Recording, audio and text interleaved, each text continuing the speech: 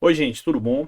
Olha só, a pedido aí dos estudantes, eu vou é, considerar o problema do caminhante aleatório, né? Que a gente já trabalhou no nosso curso, sendo que agora em C, tá bom? Fazer o programa em C. Fazer o programa idêntico ao programa que eu fiz no Fortran, vou fazer ele em C. Então, só para relembrar aí, né, para o pessoal que não está acompanhando lá o nosso curso, mas caiu aqui nesse vídeo e para entender o essencial, o caminhante aleatório é um problema simples de sistemas dinâmicos, né? E sistemas estudando mecânica estatística, isso aí, o caminhante aleatório ele tem inúmeras aplicações em várias áreas, né? Mas, assim, grosso modo, a gente pode definir ele por essa equação aqui. Então, o que, é que essa equação aqui representa, né? Pense que você tem uma trajetória linear, ou seja, você está se movimentando na direção x, tá? E você é o caminhante, tá? Você está inicialmente na posição zero. Você está lá no eixo, no ponto zero do eixo. Tá? Para a direita, positivo. Para a esquerda, negativo.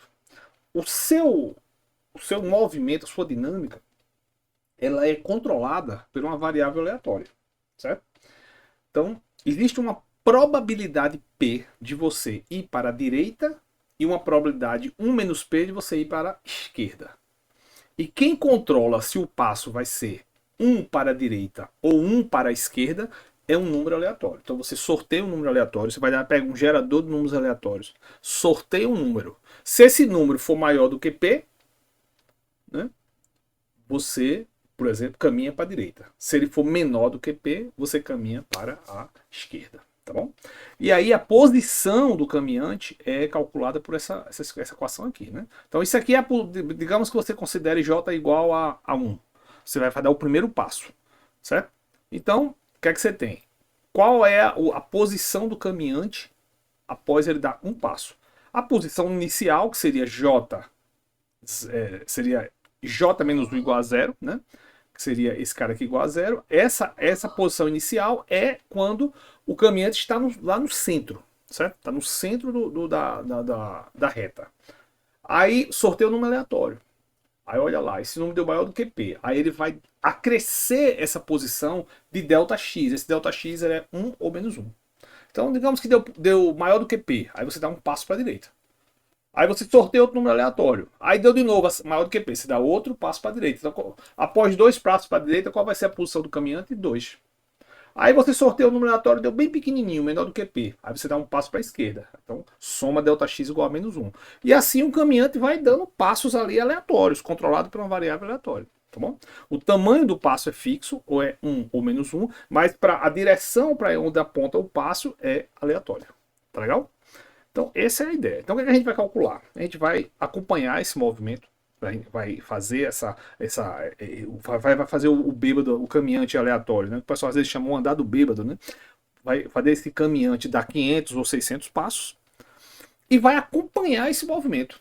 Agora, para você fazer uma estatística desse movimento, você precisa repetir várias caminhadas. Então, eu vou escolher que o meu bêbado, o meu caminhante aleatório, né, que o pessoal também chama, né, é o andar do bêbado, né, porque às vezes o bêbado vai para um lado, vai para o outro, assim. Aí o pessoal usa essa linguagem às vezes, né? Então, o meu caminhante aleatório, ele vai dar 500 passos e eu vou repetir esse experimento muitas vezes. 400 mil vezes, 500 mil vezes, tá bom? Então, a gente vai calcular a posição média do caminhante. Para cada passo, a posição média. Vai calcular a posição quadrada média para cada passo, viu? Para cada passo que você der, você vai repetir zilhões de vezes, 400, 500 mil vezes. Aí você vai calcular o valor médio da posição do caminhante, o valor médio da posição quadrada, e de posse disso você vai calcular o desvio padrão. Esse desvio padrão, ele tem uma propriedade muito famosa, que é o movimento browniano, né? Que ele dá proporcional à raiz de t, onde t é o tempo. Aqui não tem tempo, mas aqui tem um número de passos. Se você pensar que o tempo para ele dar um passo é mais ou menos constante, o número de passos ele é proporcional ao tempo. Tá bom, gente? Beleza? Outra informação muito importante é esse histograma que é feito, que você, para cada amostra, você vai pegar a última posição do caminhante e vai fazer uma estatística dessa última posição. Essa estatística dá um perfil gaussiano, tá bom? Então é isso. Então vamos agora analisar o código, né? Como eu disse, o código ele é idêntico ao código Fortran. Então eu tenho um número de passos 500, Tem um número de amostra aqui, 400 mil, certo?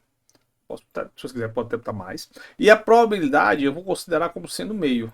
Ou seja, ele tem igual probabilidade de ir para a direita e para a esquerda, tá bom? Aí eu defino aqui essa matrizinha aqui, que é uma matriz que tem tamanho n1 mais 1 e n por n2 mais 1. Então é uma matriz, olha, esse primeiro coordenado aqui, ele vai guardar a posição do passo. Ela está associada com o passo, com os 500 passos.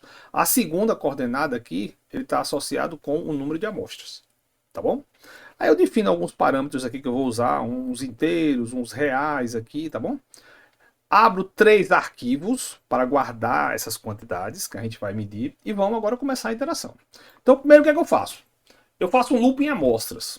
Porque, como eu disse, cada caminhada que eu fizer, quando eu terminar uma caminhada, eu zero tudo e faço outra caminhada.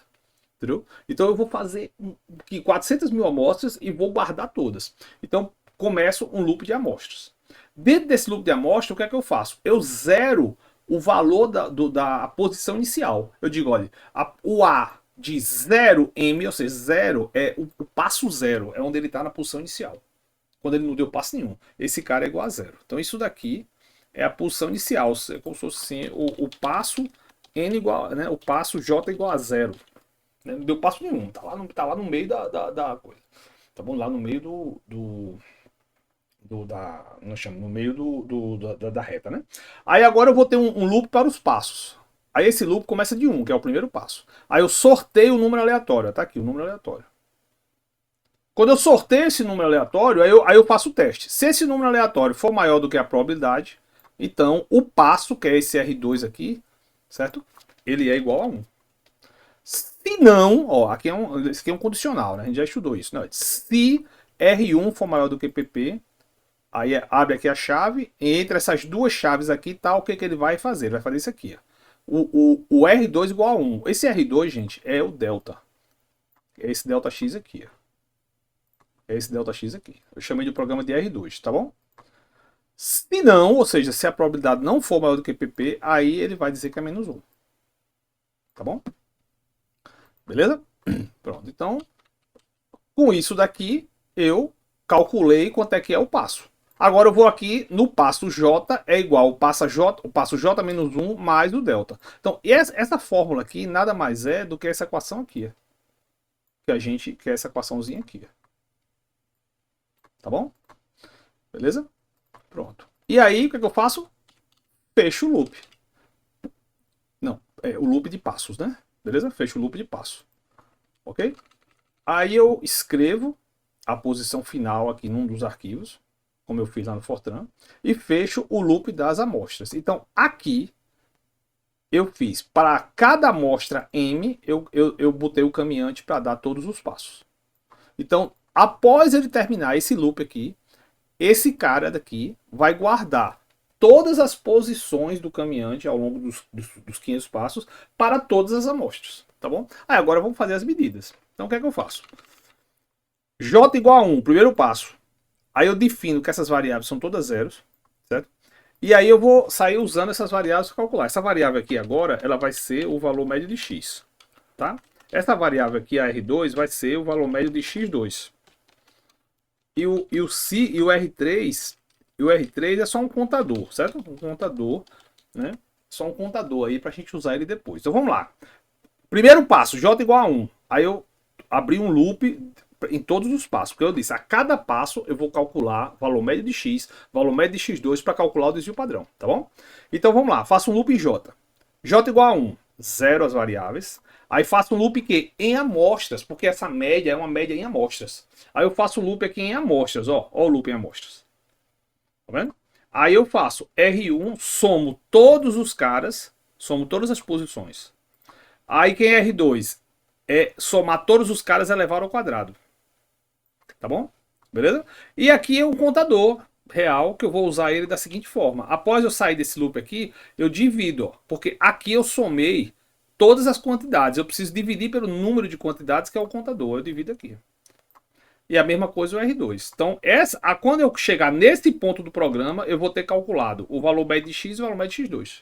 O que é que eu faço agora? Eu escrevo o J, que é o número de passos, e aquela raiz. Ó, isso daqui basicamente é a raiz quadrada de R2. Quem é R2? Valor médio de x2. R1, quem é R1? Valor médio de x. Então isso aqui eu estou calculando basicamente raiz quadrada de valor médio de x2 menos valor médio de x elevado ao quadrado. Isso aqui é o desvio padrão. Tá bom? Beleza? Pronto. Aí agora acabou aqui o cálculo do desvio padrão. Chegou aqui nesse loop, calculou o desvio padrão. Agora vamos calcular o histograma. Então eu vou fazer um loop nessa variável R1, que é uma variável real, aqui é um loop real, onde esse loop vai de menos 100 até 100. Certo? E eu botei esse cara aqui, esse valor aqui eu botei de 4 em 4. Daqui a pouco eu explico por quê. Aí o que é que eu vou fazer? Eu vou zerar essa variável aqui, que é uma variável que eu vou usar para calcular o histograma, certo? Aí eu faço um loop em amostras, olha o loop em amostras aqui. Aí eu vou procurando, né? Vou procurando. Pego aqui o último valor, que é o N1 menos 1, da amostra M. Se esse valor estiver próximo de um dado R1, como é que eu faço essa conta? Eu faço assim, ó. Olha como é que eu estou fazendo agora. Eu estou fazendo assim. X N-1 da amostra M menos R1, estou fazendo assim, ó, em módulo. Se isso daqui for menor que 2, é isso que eu estou fazendo. Eu estou perguntando se essa quantidade é pequenininha. Se ela for pequenininha, quer dizer que esse cara aqui está em torno desse valor de R1 aqui. Aí se ele está, eu somo 1 no histograma. Fecho o if, fecho o loop das amostras. Aí agora eu vou escrever o histograma. E se esse histograma for maior que 0, aí eu entro aqui e escrevo. Para não estar escrevendo um bocado de ponto que der 0, compreendeu? E aí pronto, fecha aqui, calcula o histograma. Entendeu? Então vamos rodar para a gente poder ver se está certo e ver se dá igual ao outro que a gente fez em Fortran, né?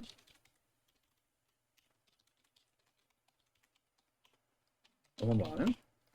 Aí ele demora um pouquinho, porque querendo ou não, você tem 500 passos, ó.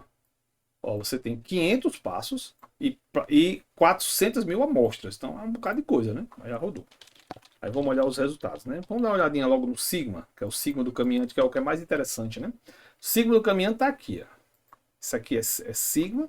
Isso aqui é o número de passos, é como se fosse o tempo, né? Aí vamos botar no log para a gente poder ter uma noçãozinha aí do que está acontecendo, né?